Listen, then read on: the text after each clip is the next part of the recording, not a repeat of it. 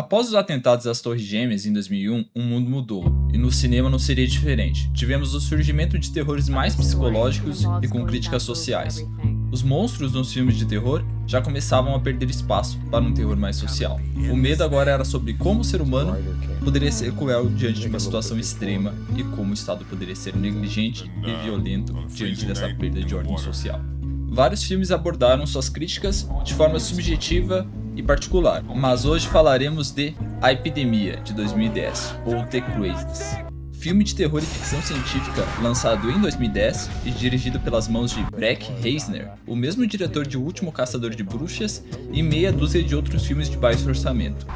Filme este que é remake e tem sua premissa bem parecida com The Crazies, filme de mesmo nome lançado em 1973, dirigido e idealizado pelo aclamado diretor George Romero, o mestre dos zumbis e do terror político. Iremos acompanhar David, interpretado pelo ator Timothy Olyphant, o Mickey de Pânico 2, e seu assistente Russell, interpretado pelo ator John Anderson, que são policiais em uma cidade pequena, que terão que sobreviver após um surto incontrolável de violência e anarquia, causada por uma toxina desconhecida, que transforma seus cidadãos em lunáticos sedentos por violências. Como se já não bastasse isso, os militares se envolvem também, e como sempre, são mais sujos que pau em galinheiro. Com segredos e ações questionáveis, nossos policiais terão que sobreviver a esse caos instalado, tentando manter a sanidade e a segurança de seus entes queridos. E ainda por cima, lidar com a possibilidade de também estarem infectados. Se já gostou dessa premissa, deixe seu like, comente o que você acha desse filme no final e simbora.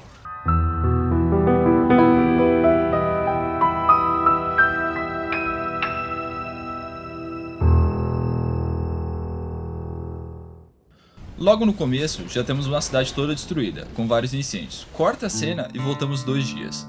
Acompanhamos a rotina do campo e da cidade normalmente. Pessoal trabalhando e a música You Meet Again, de Johnny Cash, tocando de fundo. Música essa muito boa, tá? E que passa um tom de paz e tranquilidade.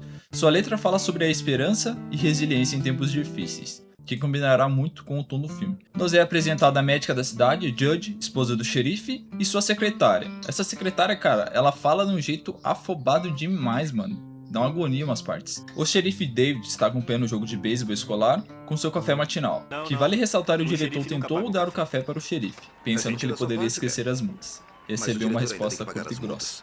Do nada entra um senhor no campo, visivelmente alterado e com uma escopeta. O xerife tenta resolver a situação calmamente, mas o homem parece estar dissociado daquela situação. Não restando outra opção pro xerife, ele mete pipoco no indivíduo. Lapada seca. Essa cena ela não é ruim, tá? Mas ela tem uma dublagem de fundo horrível. Mostra o pessoal falando, por que ele fez isso? Não, impressionante, pra quê? O texto em si não é ruim, mas a fala, nossa, a dublagem é uma aberração. Parece que o pessoal colocou aquele áudio sobreposto ao filme, porque não parece nem que o filme em si, o original, sem ser o dublado, tem aquela fala, sabe? Mas eu vou deixar aí pra vocês verem também. Oh, meu Deus. Nossa. Meu Deus do céu, mas por que ele fez isso? Impressionante, pra Que isso?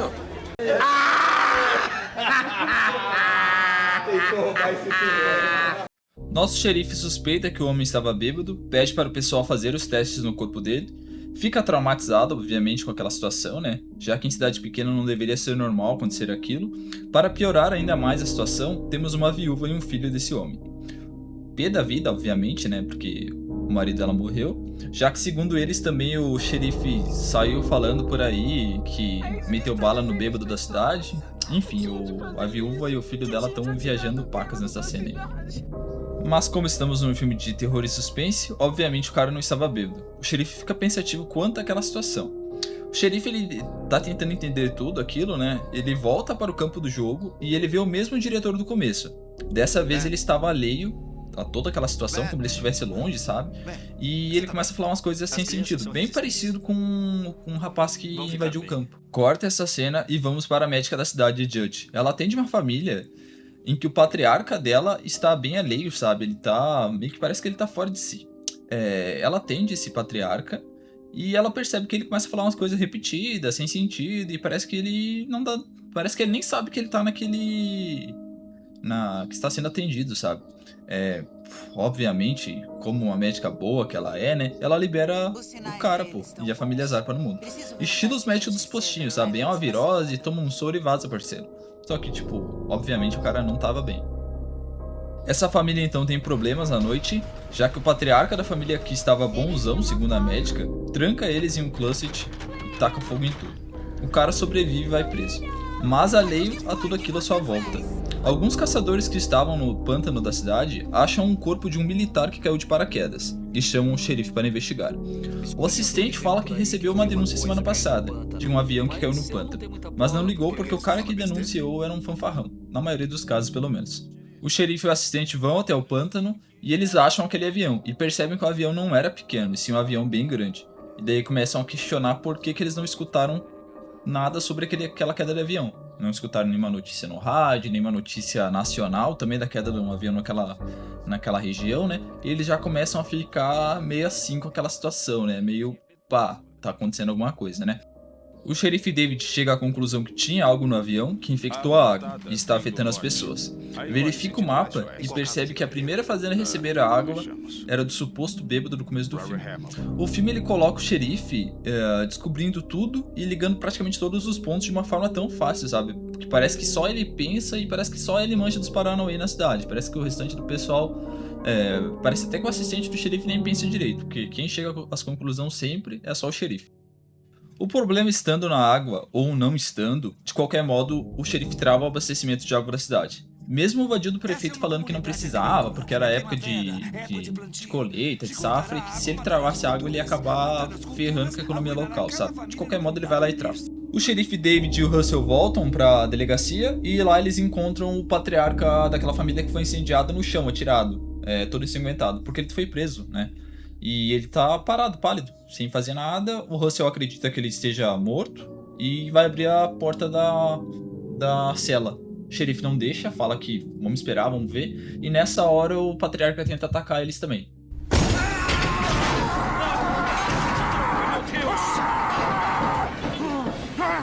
Me fala uma coisa, a gente não pediu a transferência dele pra esta manhã? O pessoal da delegacia percebe que não consegue mais fazer ligações, o sinal se foi, e eles também não conseguem mais mexer na internet nos computadores, também não tem sinal da internet. O nosso xerife David, ele sai em busca de sinal e a cidade está vazia. Tipo, não sei nem pra onde que foi o pessoal, simplesmente está vazia. Só dá pra escutar barulho de ferro, barulho do cotidiano, sabe? Aparece então uma mulher de bicicleta, cara, a mulher literalmente está usando uma bicicleta do GTA San Andreas, papo reto. Oh shit, here we go again. Ele vê um furgão preto no final da rua e ele tenta se aproximar desse veículo, né?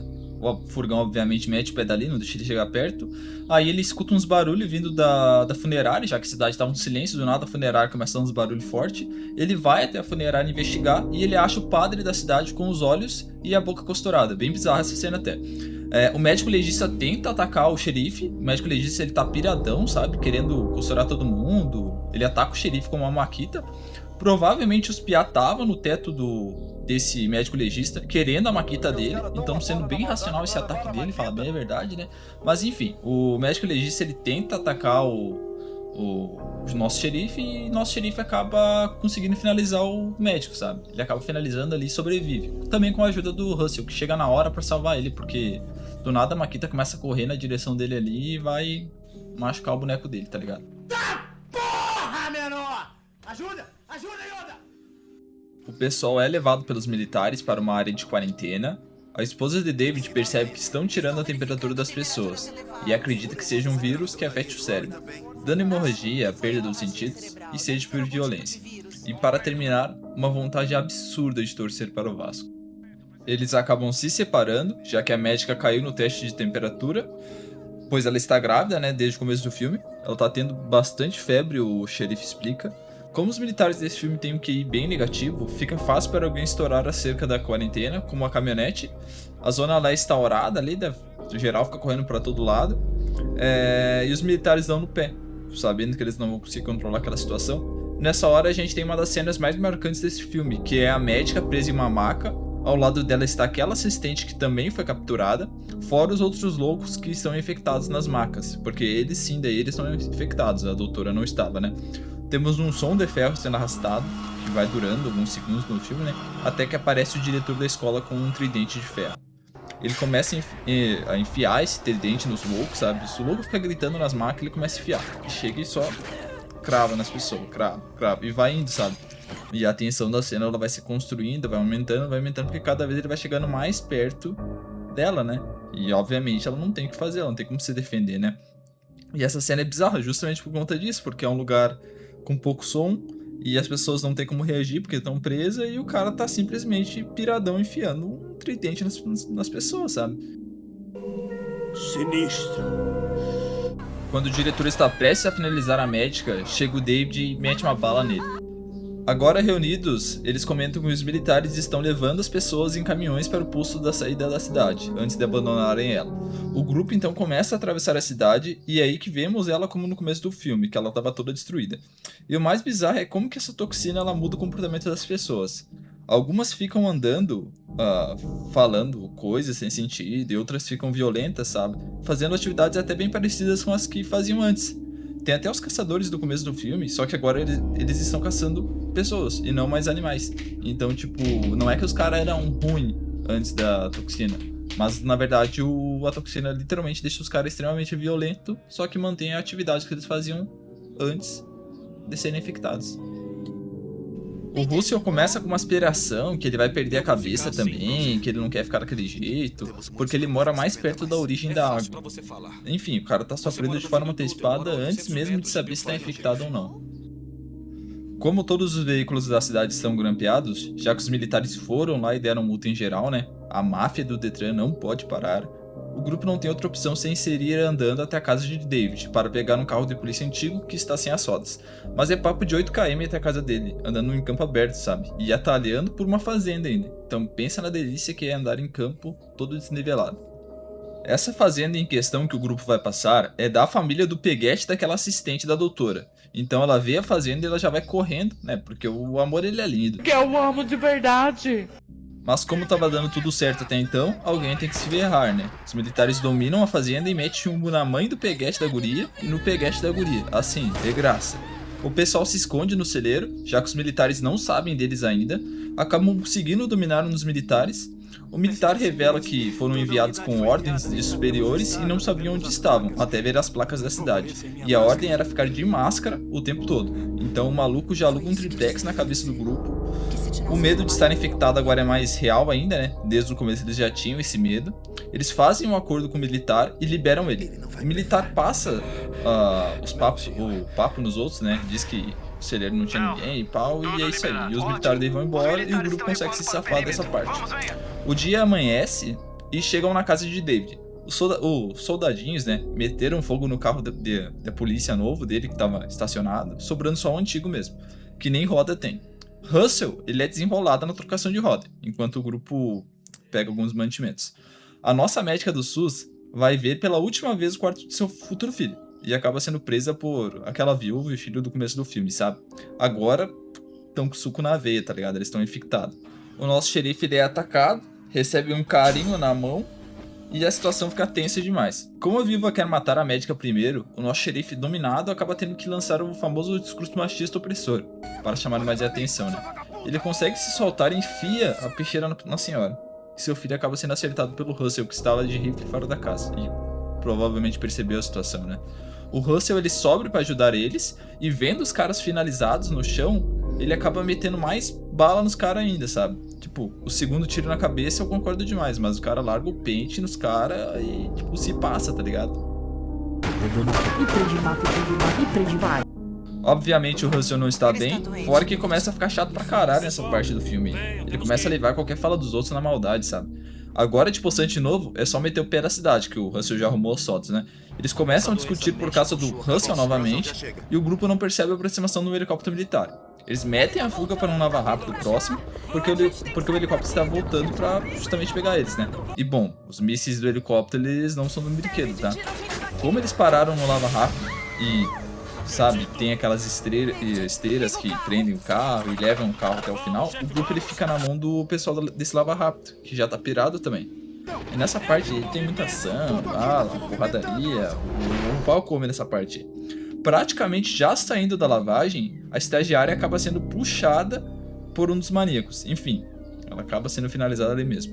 O pessoal desce do carro pra tentar ajudar ela. Obviamente não tem como, porque ela já tá morta, né? E nessa hora tem uma cena bem engraçada, que é o carro parado e do nada ele anda sozinho. Ele anda um pouco pra frente, sozinho, e aí do nada ele para. Alguém esqueceu de puxar o freio de mão. Só que aí do nada vem um míssil e acerta ele, sabe? Por aquele helicóptero. Mas na verdade eu falei errado pra vocês. Vem aquele míssil de CGI, daquele helicóptero de CGI, e acaba acertando aquele carro de CGI. Então tá tudo sus. O Russell dá risada com aquela situação, embora seja triste, né? Porque a estagiária morreu. E porque, né, nem vivo era pra eles estarem, já que se eles estivessem dentro do carro, o helicóptero ia matar eles e eles nem iam perceber, né? E o engraçado é o jeito que o Russell sai dando risada, porque, cara, o maluco, nessa cena o maluco literalmente coringou.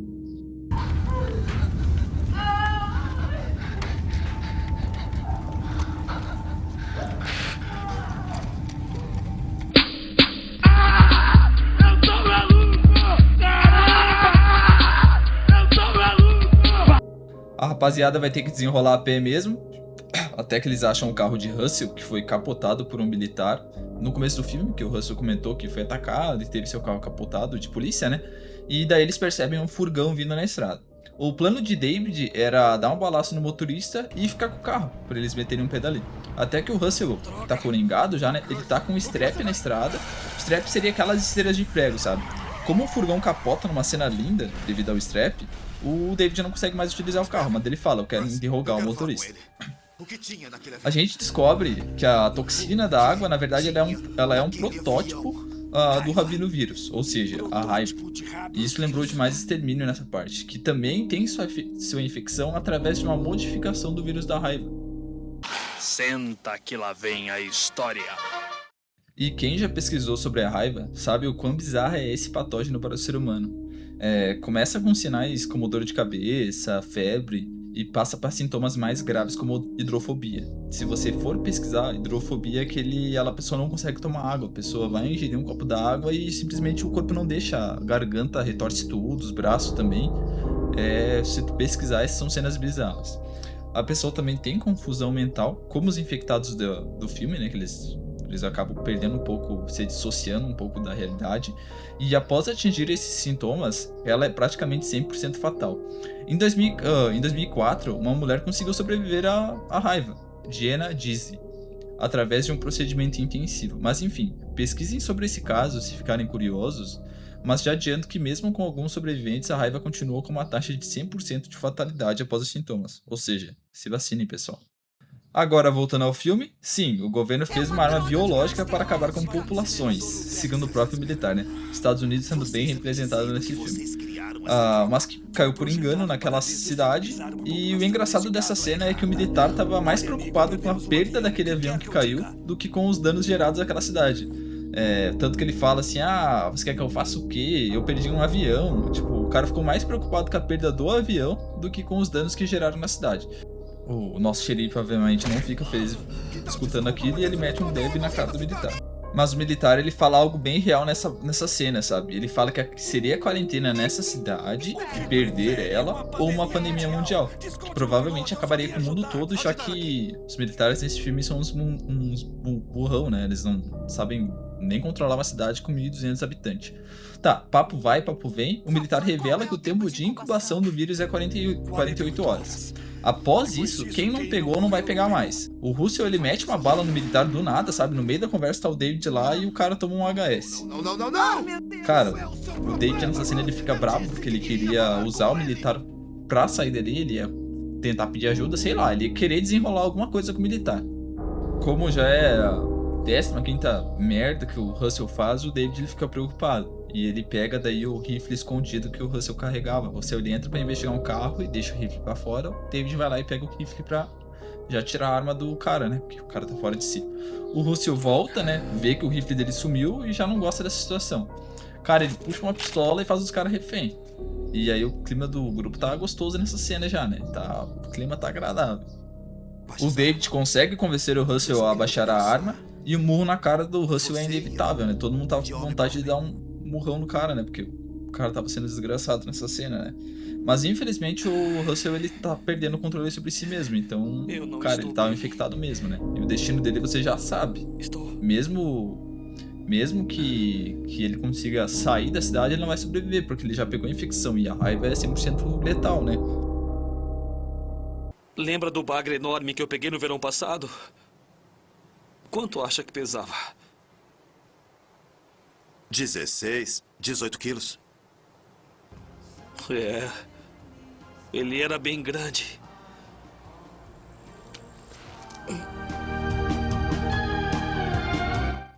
Mesmo assim, o Russell se propõe a ajudar uma última vez o David, né? Como forma de compensar tudo aquilo que fez. E, cara, esse personagem, ele é gente boa demais, sabe? Você vai vendo ele praticamente definhando, ali perdendo a característica dele. E você gosta, no começo dele você gosta, tu vê que ele é bem gente boa, sabe? O David e a médica, obviamente, eles não estão infectados, porque já passou 48 horas de tempo de incubação de vírus. E o que seria essa incubação? Seria praticamente o vírus, ele vai ficar ativo naquela água, naquela região por 48 horas. Após isso aí, ele acaba sendo desativado, ele acaba tipo, perdendo a função dele. Ou seja, se a pessoa não foi infectada naquele tempo, ela não vai ser mais infectada agora, porque o vírus já não funciona mais. O pessoal chega numa estrada que os militares fizeram uma barricada para não deixar ninguém passar. O Russell acaba propondo que ele vai distrair os militares para o David e a Judge passarem, né, escaparem, né. Então nessa parte aí o nosso Shinny da Shopee, ele acaba tendo o seu fim, né. A Judge e o David, eles chegam no último posto da cidade e eles percebem que os militares, eles nunca tiraram ninguém da cidade, igual eles prometeram. Eles simplesmente levaram pro último posto pra isolar as pessoas e finalizaram todas elas. Então, tipo, os militares nunca fizeram praticamente nada de bom na cidade. Eles só fizeram a quarentena, eles não tinham uma solução para o vírus e eles acabaram matando todo mundo. Mesmo assim, o pessoal tem a esperança ainda de sair dali com vida, né? Mesmo não tendo muita expectativa se vai sobreviver ou não, o pessoal continua com a esperança. Eles acabam percebendo que aqueles caçadores infectados do começo do filme estão naquele posto e eles acabam fazendo a base naquele posto também. Eles acham um caminhão em uma plataforma do posto, mas os infectados também acham eles, né? Os caçadores, no caso. Começa daí uma brigação pra todo lado, bala e porradaria, tá ligado? Mas eles conseguem derrotar os infectados e conseguem sair dali. Cara, e nessa cena de briga, o David, ele simplesmente coloca fogo em um infectado na parte de baixo da esteira do caminhão. Porque o caminhão tava praticamente naquela... Sabe aquelas plataformas que o veículo entra e dá pra tu ver o motor embaixo? Então, era isso que o caminhão tava. Aí como o David tava brigando com o cara embaixo daquela... com o infectado embaixo daquela plataforma, que o infectado puxou ele, né? O David simplesmente pega, vai lá e mete fogo no cara embaixo do caminhão, sabe? Taca lá fogo, taca óleo, fogo no cara e o cara fica pegando fogo. Só que, cara, tipo, mano... Cara, o cara simplesmente vai botar fogo embaixo do único transporte que eles têm pra sair da cidade, cara. O maluco é o pai dos burros. O casal agora metendo marcha no caminhão está cada vez mais próximo de sair da cidade. Mas não é tão fácil assim também, né? No rádio transmissor do caminhão, eles ouvem uma contagem regressiva dos militares. É isso mesmo, meu amigo. Os militares vão explodir tudo, estilo Wacom City, sabe?